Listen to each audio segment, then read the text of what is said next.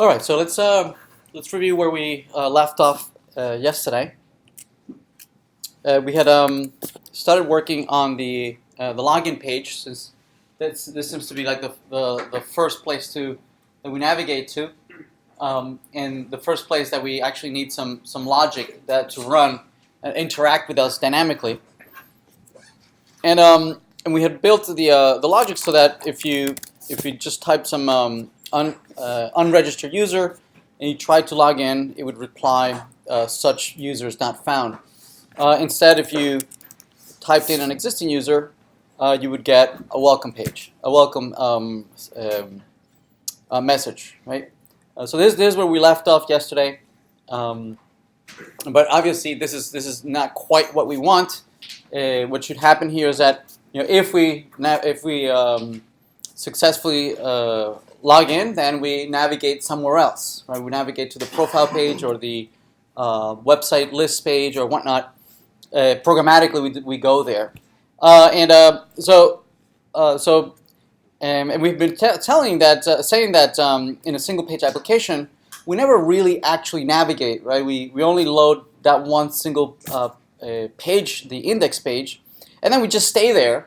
And then load various pieces of HTML and strategically manipulate the DOM, right, to give you the functionality of navigation, but we never actually leave the index page. So to implement the navigation, we're going to need to look at an entirely new way of navigation, right? Not using this classical navigation mechanism of clicking on a hyperlink and actually navigating and reload, down. And you're removing this entire page and then loading in a brand new one. Okay, so let's look at that new way of navigation. Right. So to implement navigation in a single page application, it's going to be based on the mechanism we looked at briefly, I believe towards the beginning of the semester, that we use the hash sign. Right? If you remember that when a hash sign in a URL, it's interpreted by the browser to mean that we want to stay in the same page, right? But we just want to navigate somewhere else. Yes, I am. Yes, thank you. So it's interpreted to mean that you want to stay in this page, right? But you want to jump around in a different section of the same page, right? That's the native interpretation of what the hash sign is, right? So if you say go here, right? Presumably there is some anchor on the page, and you want to jump to that section, right? That was the original implementation intent of that technique. So what single page application, not just Angular, but most MVC libraries out there, what they do is that they hijack this native mechanism, right, and create a whole framework around this mechanism, right? What they do is that they tell the browser, hey browser, never mind what you normally do, right? Instead, notify me of what happens to that hash sign, because I am interested, right? I'm going to implement an entire navigation mechanism around that hash sign, right? Because we're going to implement a single page application, meaning we're only going to load that one page, and then just look at what the hash sign does, and depending on that hash sign, I will show you either the login page or the profile page or whatever, right? Whatever content. I'm going to parse everything that's after the hash sign, and then map it to some logic or some templates that I need to load on demand. Make sense? Right? So we need to load the framework that does this. Each different MVC library has its own little framework, and there's several competing frameworks that implement this same idea. We're going to be using one of the simpler ones first, right? It's the Angular routing library. Okay, we're going to load that and then implement navigation around that library. Okay, which basically uses this hash sign technique. All right, so to do this, let's revisit this login page. This login page that we're looking at right now actually should only show up after we navigate to the index page and perhaps click on the login page, right, or the login link, or if we click on the register link, we navigate to and display the registered link. So we would like to navigate to the login page if, for instance, the hash sign might say login, for instance, right, and navigate to the login page, or if it says register, navigate to maybe the register page, okay. Or if I don't tell you what it is, and it's just just nothing, we could define a default place to go. Maybe this right here, the home page. Okay, so let's see how we do that. All right, let's do that. So to implement that, we're going to need an additional library called Angular Route. Angular Route is an extension to the Angular library. Right, Angular has been growing, throughout several versions, and it has been broken up into many different little modules, right, that can then work together to give different behaviors, and certainly Angular Route is one of the more common libraries that we use, especially to implement single-page routing. Okay, all right, so let's do that. I believe I've already installed the Angular Route library. I've copied it over onto the public directory under vendor, under Angular. There it is, Angular Route Min. All right, so I've already moved it over and installed it there. Okay. All right, so let's use it in our assignment under index. We're going to refactor the content in this home page. So this page right here, right? This page right here is this home page, right? It's this home page right here. Yes. Okay. And we want to treat this one piece of content just like we treat any other piece of content, right? It just happens to be one of the HTML content that we want to show. It would be the default content that we would display, right? And it would be mapped to the default context, right? Meaning you're not asking for anything in particular. Maybe tied to perhaps the root. In the hash, right, which is the default hash, right? So we would like to load this home page as the default piece of content, right? And if you tell me login, I'll show login. If you tell me register, I'll show you register. But this just happens to be just one of many things that can be shown here. Yes, all right. So this actual content of the index page, right? This index page. It's gonna change its role. Excuse me. It's not just going to display the default content. It's going to be used to display all the content, right? Depending on what the hash sign says. Make sense? Right? If it's the slash, I'll show you the home page. If it's a login, I'll show you the login content, right? But it's the same index page. So this index page needs to change its implementation. We can't have the actual content of the homepage here. The content of the homepage needs to live elsewhere, and then we will show it to you as the default content. Make sense? All right. So what we're going to do is we're going to remove all the content of the homepage. We're going to remove it from here, right, all the way down. It's a lot of content, and right here. We'll remove it from here and put it in a brand new page, in a brand new HTML document. Undergrad. We'll put it perhaps here, maybe home.html, and we'll paste it in there. Notice what I didn't do, right? I did not copy the header, the footer, all the libraries that were being loaded. I only have a snippet of the original HTML page, of the original HTML document. Because all these libraries, all the CSS and the links and the JavaScript that's going to live here is going to be common to all content that I load. Right? It's the same Bootstrap for everybody, right? It's the same Angular library for everybody. And we're going to strategically inject content into this DOM, right, into a placeholder. So we're going to declare a single div, which is going to be empty by default. And depending on that hash sign, that hash is going to drive what is going to be displayed in this div. Yes? Okay? All right, so how do we do that? All right, so let's actually do that. So we had done some of the work. We had done it already on the login page. We had created its own Angular application. We had created controllers. We had created all sorts of things. Let's move this out of here. Let's move this out of here, right? And let's migrate it onto our index page. Okay, we're going to load the Angular. I believe it would be maybe one up. Maybe one more. Maybe another one. There it is. Okay, there's our Angular main. We're also going to need this brand new library that we just mentioned, the routing library. The routing library, there it is. Okay, that routing library is going to give us the mechanisms to inject the content into this div, right? Depending on what the URL says. Right, without leaving the index page. We're always going to stay in this one index page, right? But we're going to inject different content dynamically in here. Typically in server-side technologies, the content would be dynamically generated on the server.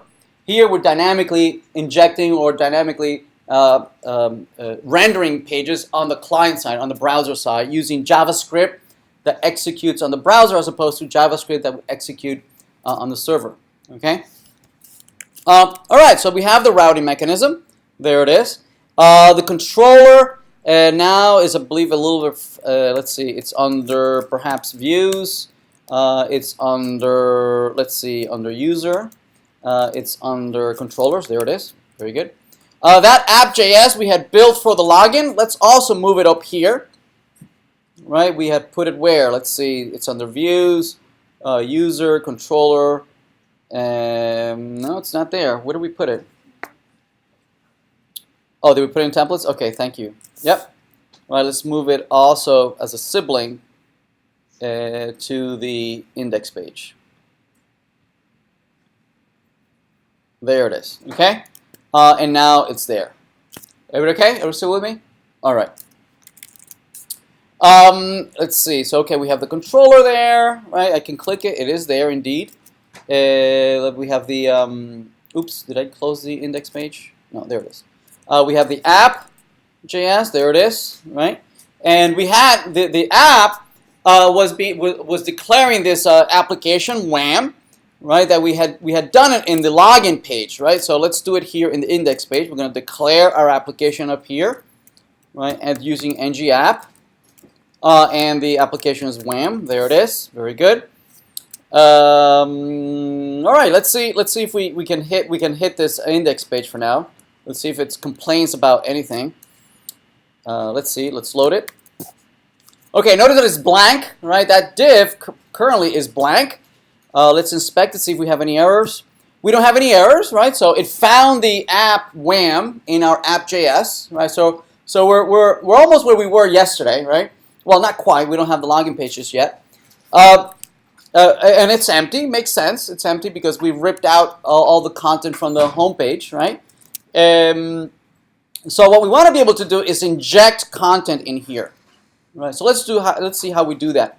So to do that, we need to tag this particular div as the div that we're going to inject content in here, right? To do that, this library, this brand new library that we're using, the route library, adds quite a few behaviors that allow you to do such things, right? So one of the things that it adds for us is this brand new directive called ng-view, meaning this is where all the views, the various views, the login view, the register view, the profile views, all those views will be injected into this div, right?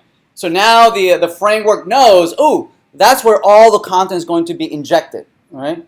Now we need to decide what is it that we're going to inject there, right, depending on what the URL says, okay?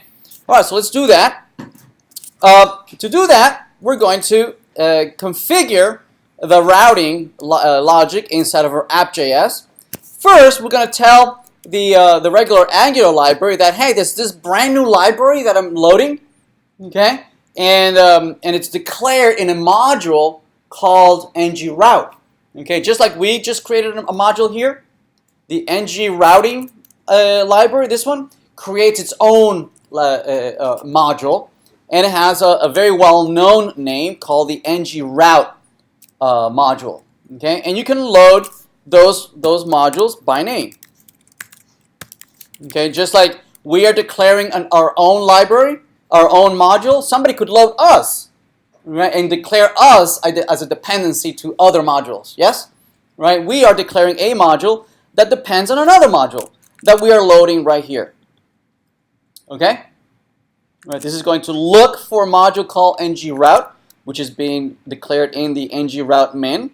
It finds it and it says, okay, well now our module has access to all the functions and directives and all the behaviors in that other module. Yes, right. And this is a very common way in Angular in general to break up large applications into smaller pieces, bits and pieces. Right. This is the equivalent of you doing an import or an include in other languages. Yes. All right. Right. It's loading modules dynamically. Very good.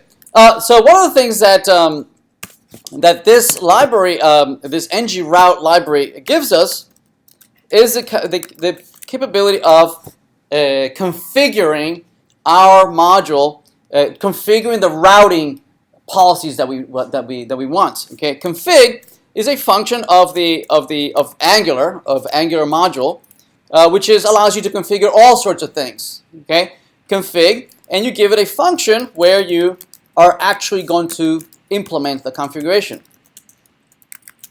Right, and here's where you're going to do the configuration. Now, different modules can be configured in many different ways. Right, so if you download a module that does drawings, or a module that connects to restaurants, or modules that do all sorts of for gaming, all different modules will have their own configuration. Yes, right, and the way that the mechanism in Angular for modules to allow to be configured is to provide whoever wants to configure them, provide them with what they're called providers.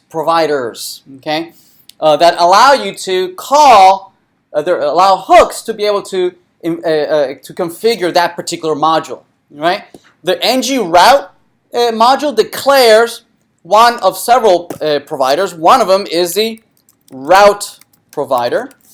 This is a provider that is declared by the ng-route module, and it gives you functions so that you can configure that module to behave in a particular way. Everybody okay? And it's passed to you on demand when you declare a function that will be invoked by the .config. Yes? Right, there's all sorts of things that can be configured. We're just going to configure the routing today. Right, we're going to be configuring many other things later on in the course. Today we're just going to configure the routing. And what we're doing here is moving away from the classical navigation mechanisms, right, where you have different pages across your application that have hard-coded hyperlinks, right, going over to different other pages where you have each page perhaps referencing other pages, right, one or two pages. And these are implemented just by using the anchors, right? A, and you have href. And this literally references that other document. Yes? Right? We want to get away from this since the logic, the navigation logic, is spread across any number of artifacts, right? If you need to change the navigation, for instance, how do I get to this node or this page? Well, I can get this way or I can get that other way, right? So if I want to change navigation to that particular artifact, I need to go and look anybody who references me, right? It's a nightmare to maintain, right? So we want to remove this, and we don't want to give this navigation logic to the view. Right? This is the view. The view should never be responsible for implementing any of the logic, any of the navigation logic. Okay, the controller should be responsible for those kinds of things. So instead, we're going to move away from this. We're going to decouple these dependencies. Instead of having each page being having a dependency on other pages, we're going to decouple that dependency so that instead we're going to put it in one single place where we can configure and maintain those dependencies, right? Instead, these pages are going to notify a centralized controller. It's going to notify it with some abstraction of what is the user's intent, right? So it's a higher level of abstraction, right? So this might say, oh, the user clicked on checkout, or the user clicked on, add a new item to the shopping cart, or remove an item from the shopping cart. But it's never the responsibility of the view to know what to do with that. Okay, it is not the responsibility. The only responsibility of the view is to be given some data and to represent it and make it look pretty. Right? That's its only concern. Right? But navigation or manipulating the model or anything like that, it is not the concern of the views. Right? Again, following the MVC model view controller mantra, right? Of giving the right concerns to the right layer in your application. So in this implementation, these hrefs are going to change from hard-coded links to intentions, right? I want to go to the login, right? So meaning the intention of the user is to go to the login, but I have no idea where that is, right? Right, the view has no idea where that is. It is the responsibility of some centralized controller, perhaps reading some configuration file, right? Reads it and then decides that, oh, you want the login page? Oh, it's that. It's over there, or it's over there, right? It'll decide, following some logic, to decide where you should go next. Make sense? So that's what we're going to configure right now, right? This navigation logic. All right, so let's do that. To configure, there is an API for that. You can say, if you see the following route, right? Remember, it's going to be all driven for everything that follows the hash sign. Yes? Everything that follows the hash sign. If you see nothing, right? I would like to display the following content. I like to display the following content. I want to display the home page. Right? If instead you see login, right? Then I would like to display the template login page. Right? So let's see how this works. Right? So if we refresh, notice that it says home page. See that? Right, the text that we just copied and pasted that we typed in that template, it's being injected into that ng view that we have there. Right? If we inspect it, we go to the body, and we go into the ng view. Notice that the content right there, see homepage, has been injected into the ng view div. See that? It could be a fully qualified piece of HTML. There it is, H1. There it is. See that, H1? Whatever content I give it in that string is being injected into the DOM. Right? And we know how to do that, right? We did it with a jQuery briefly, but we'll come back to that a little later. Right? Or if I go to the login page, notice what's happening in the URL. See that? If I type in login, after the hash, I see login page. Okay?